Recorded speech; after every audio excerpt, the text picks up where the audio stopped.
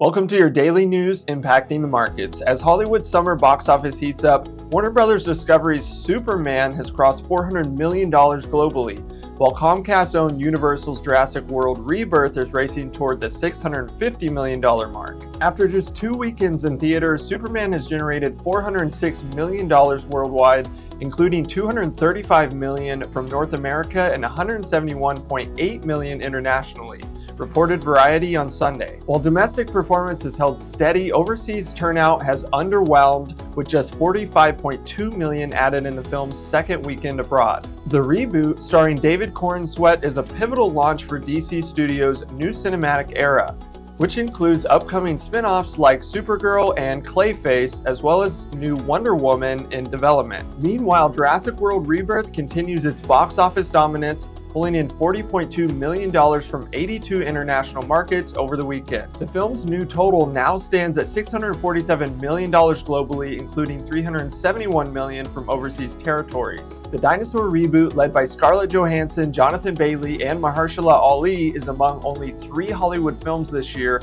to surpass the $600 million threshold. Other newcomers included Paramount Global's Smurfs musical, which debuted to $36 million worldwide, and Sony Group's slasher sequel, I Know What You Did Last Summer, which opened to $24.6 million globally. Apple's F1 The Movie, starring Brad Pitt, crossed $450 million in global earnings, the report added. In other news, Alaska Air Group has requested a nationwide ground stop for all its mainline aircraft, the U.S. Federal Aviation Administration status page reported on Sunday. According to Reuters, all destinations were affected by the ground stop for Alaska's mainline fleet. Neither Alaska Airlines nor the FAA immediately responded to Benzinga's request for comment outside of regular business hours. A message on the airline's website read, quote, "We are experiencing issues with our IT systems. We apologize for the inconvenience and we are working to resolve the issues," end quote. The Seattle-based airline also said there would be residual impacts to its operations throughout the evening,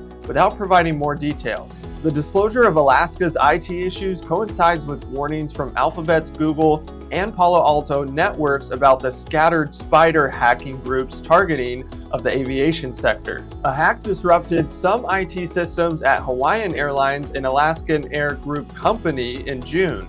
Alaska Air Group stated it was still calculating the financial impact, reported Reuters. In other tech news, Apple is reportedly preparing to launch its first foldable iPhone by 2026, and Wall Street analysts say a Chinese glassmaker could reap the biggest rewards. According to a July 14th report from Citigroup, Chinese firm Lens Technology is positioned to become a key beneficiary of Apple's entry into the foldable smartphone market, reported CNBC on Sunday. The analysts estimate that Apple's foldable device could account for 5% of Lens Tech's revenue in 2026 and 12% by 2027. Lens Tech, which just raised over $600 million in a high-profile Hong Kong IPO, is expected to supply ultra-thin cover glass for Apple's upcoming foldable iPhone. The company did not name Apple, but disclosed in its prospectus that its largest customer is a NASDAQ-listed U.S. firm founded in 1976, the report said. U.S. hedge fund manager Steve Cohen has also taken notice,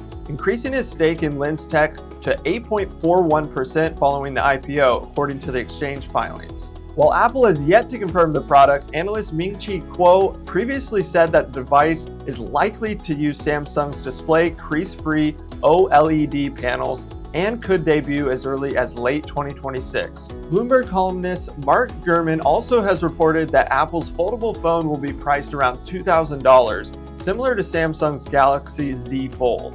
For Lens Tech, the foldable iPhone could be a catalyst for long-term revenue growth and international expansion. The company plans to use 30% of its IPO proceeds to scale up foldable display production, including facilities in Vietnam and Thailand, the report said. UBS also issued a buy rating on Lens Tech and expects its earnings to grow 20% annually through 2027, fueled not only by Apple, but also AI glasses and robotics. Lens Tech currently trades on both the Hong Kong and Shenzhen exchanges. In other news, Elon Musk has announced his return to a grueling work schedule, indicating a shift back to wartime CEO mode. Musk, in a post on X, revealed his intent to resume working 7 days a week and sleeping in his office, especially when his children are not around. This revelation came as a response to a quote tweet from a user named SMX, who referred to Musk's previous statement about his intense work ethic. The post has garnered significant attention with over 8.6 million views. It echoes Musk's past work habits, which have been often characterized by long hours and personal sacrifices. Musk's return to his wartime CEO mode could signal a period of intense focus and drive at Tesla.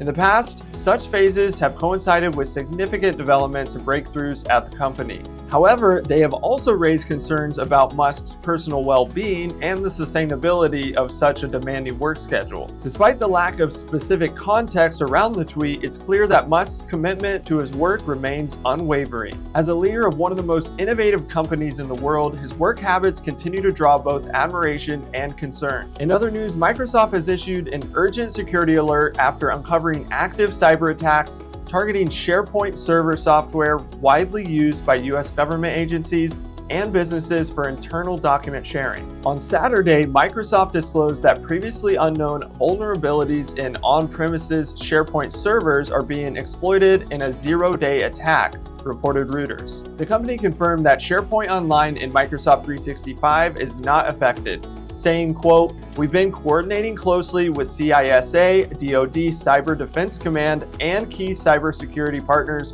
globally throughout our response," end quote. The company warned that the vulnerability allows an authorized attacker to conduct spoofing over a network, masquerading as a trusted source to manipulate data or access sensitive information. The Washington Post first reported the attacks, noting that unidentified actors exploited the flaw in recent days to target US and international agencies. Tens of thousands of servers may be at risk, according to cybersecurity experts cited in the report. The FBI confirmed it is aware of the attacks and is working closely with federal and private sector partners to assess the threat. However, it did not disclose further details. On Friday, Microsoft announced it would no longer involve engineers based in China in supporting its cloud computing projects for the US Defense Department. The decision follows a ProPublica investigation that brought the practice to light, leading Defense Secretary Pete Hegseth to initiate a review of the Pentagon's cloud contracts. And that's been your daily news impacting the markets. Be sure to subscribe and follow Benzinga daily to stay up to date.